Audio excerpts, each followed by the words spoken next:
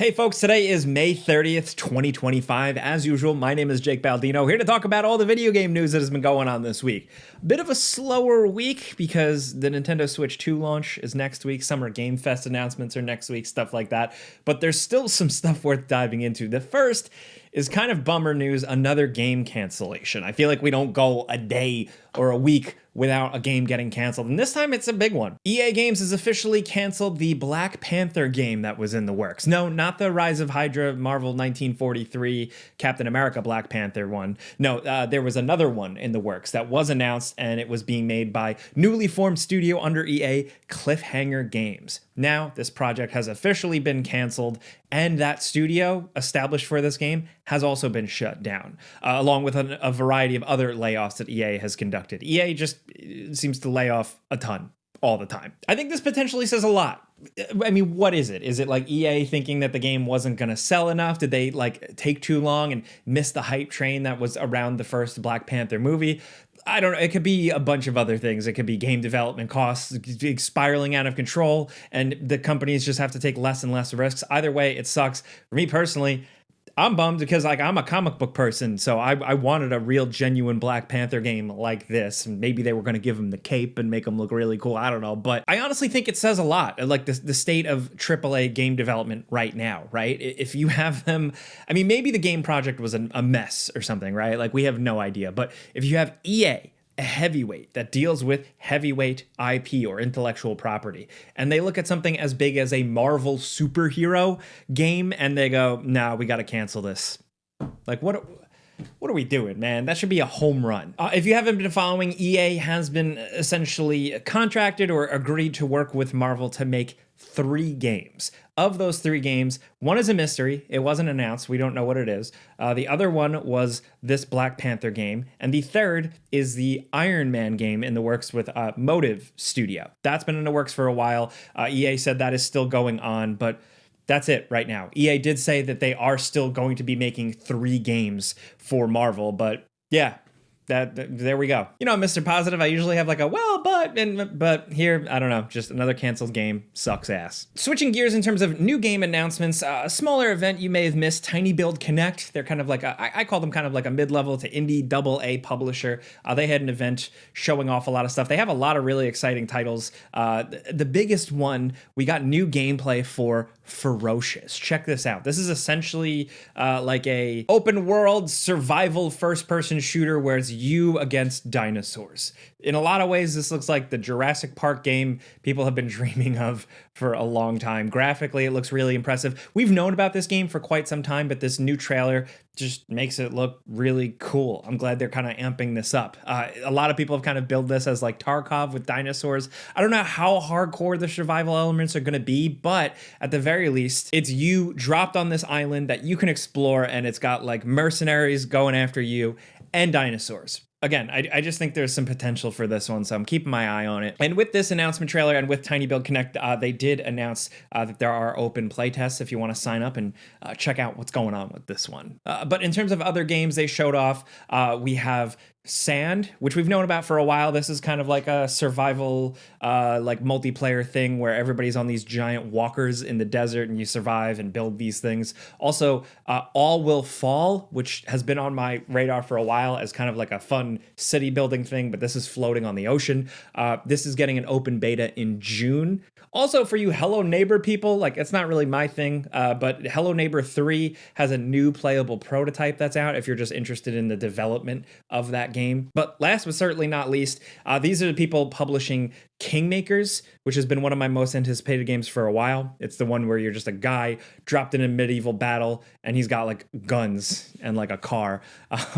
Great idea for a game. It seems like it's getting bigger and bigger the more we see of it. And now we knew it was coming this year, hopefully, and now it's got an official early access release date of October 8th. Hey, next up, this video is brought to you by our longtime sponsor, Vessie. If you haven't heard, Vessie is the dependable, comfortable footwear that we've been recommending for a long time now. Not only do they have a bunch of different shapes, colors, and sizes for every type of person, every situation, but they're also 100% waterproof. Yes, I am serious, but no, it doesn't feel like a waterproof shoe. They're always dropping cool looks and stuff, like I said, but definitely consider for this spring the Weekend. Got a fresh pair of the Weekend right here, and they are incredibly comfortable. They slip right on, nice and easy, so I keep them at my back door whenever I want to go play with the dog or do yard work or something like that. But the biggest thing is that they're so comfortable and they're really lightweight. These are like one of the lightest pairs of shoes I've ever worn, but you're still getting that waterproof functionality, meaning you have access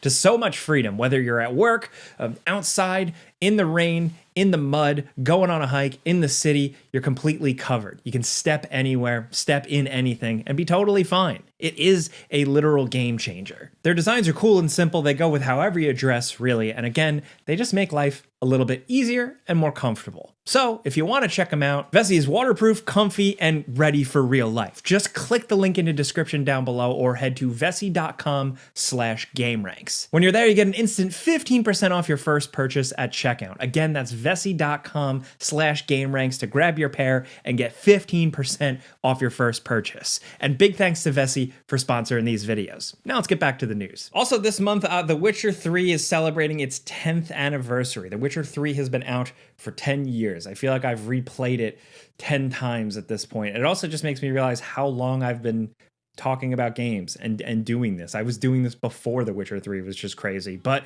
yes, 10-year anniversary. If you haven't played it, highly recommend it, obviously. But CD Projekt Red did something really cool. They actually updated The Witcher 3. Yes, The Witcher 3 got a big update, which I think is very significant. It adds official mod support for the console versions. Yes, cross-platform mod support is coming to the console versions of The Witcher, and I think this is potentially really big. If you're a console player, I know there's probably a good chance that you've wanted mods for quite some time. It's the same thing with other like big RPGs on consoles. People are always hoping for mods, so here you have it. You're going to be able to get access to a bunch of incredible mods that are already on PC. I just think this is a win. From a technical standpoint, I'm always impressed like how this stuff works. I can't even begin to imagine how it all goes down, but yeah, we're getting older. The Witcher 3 is getting older. It's 10, so there's no jokes yet like it's old enough to drive or old enough to drink, but we're gonna get there. Next up, in terms of new game releases, we have F1 2025, for those of you guys that like things that go very, very fast. Also, last week I mentioned smaller games like Deliver at All Costs releasing, but I forgot to mention Blades of Fire. This is kind of like a third-person action hack and slash Metroidvania that kind of has like a Xbox 360 PS3 vibe to it. Also, if we're talking like kind of old school throwbacks, if you're looking for like more Morrowind or Oblivion or even kind of Skyrim, but you're not into Bethesda anymore, check out Tainted, Grail, Fall of Avalon. I did a before you buy for this because the game was like blowing up on Steam and in our comments and stuff like that. I only got to play so much of it, like just first impressions, but it's pretty awesome.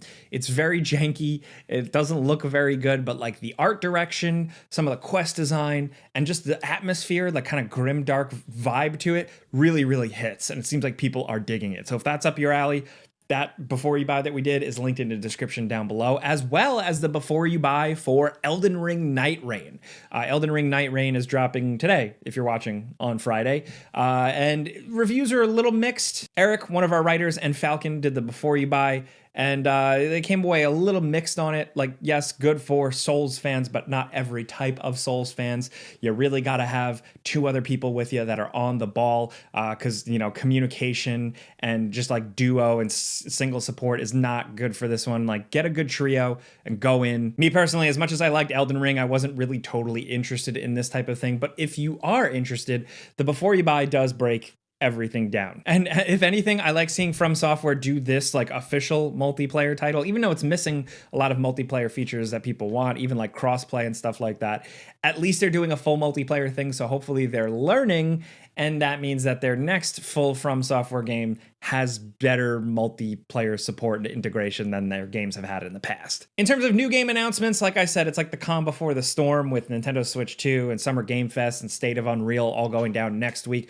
But we do have a couple of small things like this VR Teenage Mutant Ninja Turtle game. This was teased, but this is TMNT Empire City.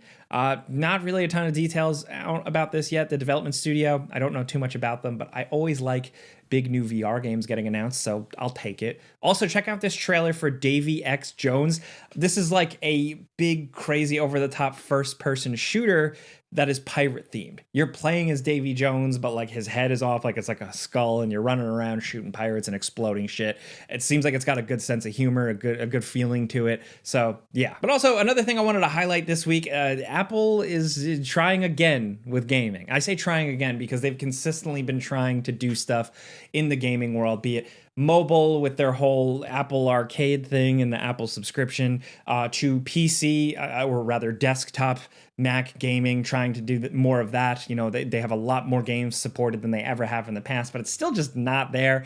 It's not really drawing people in. But now news is hitting that at Apple's next big conference thing, WWDC, next week, according to this report, it is suggesting that Apple has plans to reveal a full gaming platform, like a new gaming app that's going to be on all of its devices, presumably mobile, like your iPhone, and Macs and MacBooks and stuff like that. Apparently, this is coming later this year, and it's going to be kind of like a catch-all launcher for all types of games.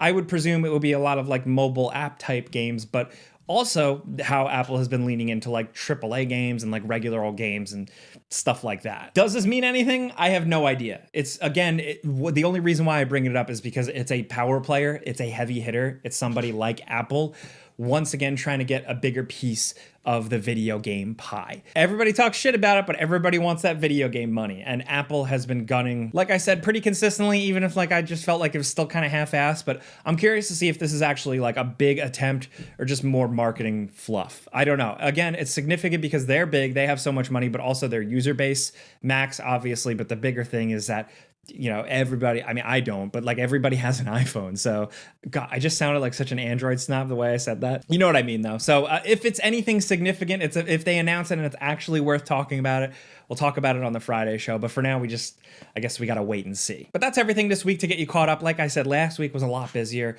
Calm before the storm. But let me know in the comments what you think about the news stories, right? Of course, all the Tinybuild Connect announcements. Ferocious, is that up your alley? As like maybe you're a Jurassic Park enjoyer. But also, of course, let me know what you think about EA canceling more games, the Black Panther thing, you know, and the fact that they're still not going to make a Battlefront 3 anytime soon, despite that game's popularity. Let's talk about all the stuff EA's doing. Let's talk about any gaming news down in the comments. Hit me up. We'll be down in the comments as much as possible, but of course, if you want to yell at me directly, you can find me on social media. Just search Jake Baldino or search on YouTube Jake Baldino, or the podcast I do with my friends. The podcast is called Friends Per Second. I got to get back to work, a lot of games to play and things to do, but all I ask now is, like, first of all, thank you for watching, but have a great weekend. Be safe. I'm Jake Baldino. Pizza's on me.